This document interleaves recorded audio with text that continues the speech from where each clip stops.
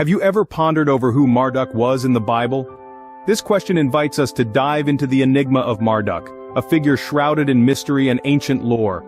His story first emerges in the Bible, but his roots stretch back even further, to the cradle of civilization itself, Mesopotamia. Marduk hails from the city of Babylon, a place steeped in history and myth.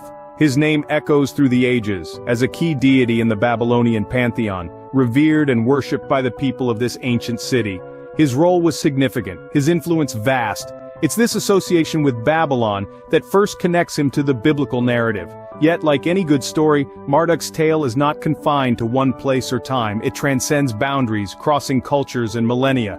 So Marduk's story begins in Babylon, but it doesn't end there. Let's follow his journey as it unfolds in the Bible. As we delve into the Bible, Marduk's presence becomes more intriguing. In the Old Testament, Marduk's representation is woven into the fabric of ancient narratives. He's not mentioned by name, but scholars have identified him as the force behind the shadows, influencing events and shaping destinies. In the book of Jeremiah, Marduk's presence is felt more palpably. Here, he's associated with Babylon, a city that played a significant role in the biblical narrative. Babylon, often considered a symbol of decadence and defiance against God, was the city that Marduk was believed to protect. His association with Babylon's downfall, as prophesied in Jeremiah, provides a fascinating insight into his role within the biblical framework. The biblical narrative of Babylon's downfall is a tale of divine intervention and the overturning of human arrogance.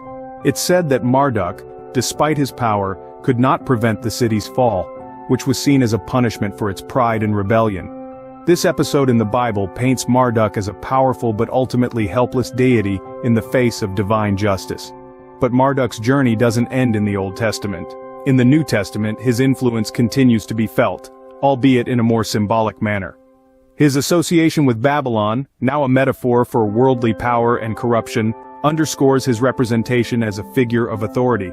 The prophetic symbolism of Marduk in biblical narratives is fascinating. Often he's seen as a symbol of power and authority that is ultimately subjected to the higher power of the divine. This portrayal provides a nuanced understanding of Marduk's role in the Bible, highlighting the tension between earthly and divine power. What's intriguing about Marduk's presence is not just his power or authority, but the way these attributes are framed within the narrative. His power is acknowledged, yet it is also shown to be limited in the face of divine will. His authority is recognized, but it's also seen as transient and subject to divine judgment. Marduk's biblical journey paints a picture of power, authority, and prophecy, but what does this mean for our understanding of who he was? In the end, who was Marduk in the Bible? This question brings us to a fascinating intersection of religion, history, and mythology. We've journeyed through the biblical landscape, highlighting Marduk's representation. His role is not just that of a figurehead but a symbol of Babylon's might and its eventual downfall.